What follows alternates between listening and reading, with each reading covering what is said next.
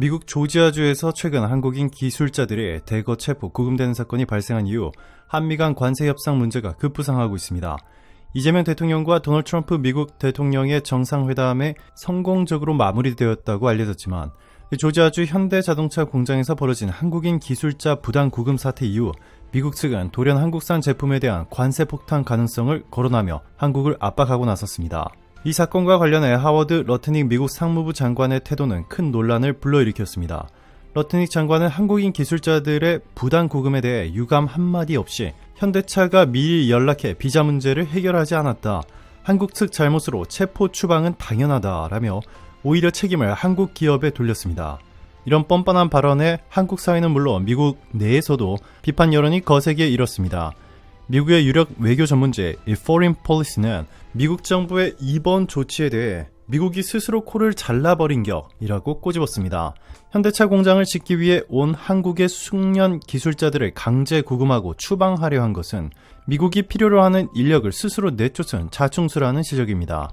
심지어 보수 성향의 일부 미국 매체조차 트럼프 행정부 산하 이민 당국이 이해할 수 없는 폭주를 비판했습니다. 사건의 경위도 황당합니다. 당초 이번 급습 작전을 위한 영장에는 남미계 불법 체류자 4명만 지목돼 있었는데 IC 요원들은 영장에 이름도 없는 한국인 기술자들까지 싸잡아 연행했습니다. 현장에서 무죄 추정의 원칙은 사라졌고 불법 체류자 단속하듯 한국인 기술자들을 다루는 인권 침해와 인종차별적 행태가 여과 없이 드러났습니다. 구금 중 IC 요원들은 한국인들에게 욕설과 조롱을 퍼붓고 형편없는 음식만 제공했습니다. 수모를 당한 기술자들은 풀려난 뒤 다시는 미국 땅을 밟고 싶지 않다라며 트라우마를 호소했습니다. 사태가 일파만파 커지자 트럼프 대통령은 부랴부랴 진화에 나섰습니다.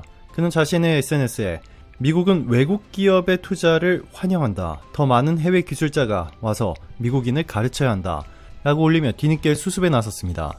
또한 한국인 숙련 기술자들을 위한 특별 비자 데스크를 설치해 앞으로 이런 일이 재발하지 않도록 하겠다고 발표했습니다. 트럼프 대통령은 급히 구금되었던 한국 기술자들에게 직접 사과하고 미국에 남아달라고 요청하기까지 했지만 영주권을 지닌 한 명을 제외한 대부분의 기술자들은 결국 귀국을 선택했습니다. 현대자동차 미국 법인은 귀국한 한국인 기술자들이 현지 공장의 핵심 기술 인력이어서 대체 불가능한 인재들이었다고 밝혔습니다. 이들 없이는 공장 정상 가동에 큰 차질이 불가피한 상황입니다. 진행 중인 공장 건설 자체는 계획대로 완료되겠지만 이번 사건 이후 미국의 향후 투자를 고려하던 다른 기업들은 계획을 대폭 축소하거나 아예 재검토할 가능성이 높습니다. 미국 정부가 무리한 단속으로 정작 자신들이 원하던 해외 투자를 스스로 쫓아내는 결과를 초래한 것입니다. 그럼에도 불구하고 미국 정부는 사과는커녕 한국에 대한 경제적 압박 수위를 오히려 높이고 있습니다. 러트닉 상무장관은 한국이 미국에 485조 원, 약 3,500억 달러를 투자하지 않으면 한국산 자동차 등에 25% 관세를 부과하겠다고 으름장을 놓았습니다. 그는 일본은 이미 미국과 관세 협정을 체결했다, 한국도 똑같이 해야 한다 라고 압박하며 일본에 765조 원을 퍼주기로 했으니 한국도 그에 맞먹는 돈을 가져와야 한다는 논리를 폈습니다. 한국과 일본이 평등한 대접을 받아야 한다는 명분을 내세웠지만 결국 일본이 했으니 한국도 무릎 꿇어라 라는 이야기입니다. 미국이 이처럼 노골적으로 나오는 배경에는 한국은 어차피 버티지 못할 것이라는 계산이 깔려 있습니다. 수출 의존도가 높은 한국 경제의 특성상 25% 관세 폭탄을 맞으면 견디지 못하고 거액을 들고 올 것이라고 미국은 자신한 것입니다. 실제로 일본은 미국 요구에 굴복해 765조 원이라는 천문학적 금액을 약속했고 이에 고무된 미국은 같은 방법으로 한국도 굴복시킬 수 있다고 보고 있습니다. 러트닉 상무장관은 한 인터뷰에서 일본은 모든 것을 미국에 이양했다, 아무 유연성 없이 돈을 가져왔다 라고 자랑했습니다. 하지만 한국은 일본과 달리 끈질긴 원칙을 고수하고 있습니다. 애초에 관세 협상에서 한국 측은 미국이 요구하는 투자액을 이미 진행 중인 사업들로 충당하겠다는 입장이었습니다. 국내 대기업들이 미국에 짓고 있는 공장 투자액과 한미 조선업 협력 프로젝트, 마스가 등을 합산해 목표 금액을 맞추겠다는 전략이었습니다. 실제로 유럽연합도 미국과의 협상에서 6천억 달러 투자를 약속했지만 이는 유럽 기업들이 자율적으로 상황을 봐서 가능한 범위에서 투자한다는 조건부 합의였습니다.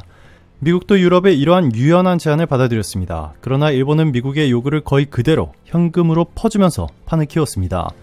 일본이 거액을 바치자 미국은 이제 한국에도 같은 요구를 강요하고 있습니다. 이재명 대통령은 최근 국익에 부합하지 않는 협정에는 서명할 수 없다라며 양보 없는 입장을 분명히 했습니다. 일본처럼 국익을 저버리는 합의는 하지 않겠다는 뜻으로 이 발언 이후 미국 측이 발끈한 것으로 알려졌습니다. 한편 국내 비판론자들은 이재명 정부의 협상이 결국 실패할 것이라 다름없다고 주장했습니다. 한국은 자동차 관세가 15%에서 25%로 올라가는데 일본은 27.5%에서 15%로 낮아졌다. 이대로면 미국 시장에서 토요타 캠리가 현대 소나타보다 싸질 판이라며 한국이 빈손으로 자동차 수출길만 막혔다는 지적입니다. 그러나 일본 내 분위기는 사뭇 다릅니다. 일본의 다수 경제 언론은 이번 대미 협정을 제2의 플라자 합의로 부르며 자국 경제에 불길한 그림자가 드리웠다고 우려합니다. 경제 매체 다이아몬드 온라인은 일본 정부가 미국에 갖다 바치기로 한 80조엔 약 765조 원이 1985년 플라자 합의 이상의 충격으로 일본 경제에 장기 침체를 가져올 수 있다고 분석했습니다. 일본은 기축통화국이라 비상시 돈을 찍어낼 수 있지만 국가 부채가 이미 세계 최고 수준입니다. 이런 상황에서 막대한 달러 지출은 부채를 더 부풀려 재정 위기를 가속화할 거라는 경고입니다. 일본 언론들은 또한 한국도 3,500억 달러 투자를 강요받아 깊이 고민 중이라며 이번 협상이 명백한 불평등 조약이라고 지적합니다. 협상 자체가 실패작이며 제2의 플라자 합의라는 탄식과 함께 지금이라도 협정 백지화해야 한다라는 주장도 제기됩니다. 결정적으로 한국은 아직 서명하지 않았다는 점에서 일본과 처지가 다르다고 강조합니다. 실제로 일본 내부에서는 한국이 오히려 부럽다라는 말까지 나오고 있습니다. 왜 한국, 일본, 대만 등이 공조에 대응하지 못했는지 자책하는 목소리도 들립니다. 그만큼 일본은 이번 협상으로 스스로 발목을 잡힌 반면 한국은 시간을 벌며 최악을 피하고 있다는 평가입니다. 장기적으로 볼 때 한국은 차라리 25% 관세를 맞더라도 부당한 조건에 굴복하지 않는 편이 낫다는 의견에 무게가 실립니다. 한 미국 경제연구소는 25% 관세를 맞으면 한국이 연간 약 125억 달러, 16조 원 손실을 보지만 이는 3,500억 달러, 485조 원을 한꺼번에 내는 것보다 훨씬 적다라고 분석했습니다. 게다가 트럼프 행정부도 영원하지 않아 정권이 바뀌면 이런 고율 관세가 철회될 가능성이 큽니다. 실제로 미국은 과거에도 동맹국에 관세 폭탄을 퍼부었다가 정권 교체 이후 이를 철회한 사례가 많습니다. 반면 485조 원 투자 약속에 한 번 서명해버리면 다음 정부가 들어서도 그 족쇄는 풀리지 않습니다. 이런 이유로 일본 내에서도 결국 한국의 버티기가 현명했다는 평가가 나오고 있습니다. 요미우리 신문은 이번 협정이 자칫 일본 경제의 근본 위기를 초래할 수 있다고 경고했으며 니혼 게이자이 신문은 일본의 투자 이행 상황에 따라 자동차 관세가 언제든 다시 올라갈 수 있다고 지적했습니다.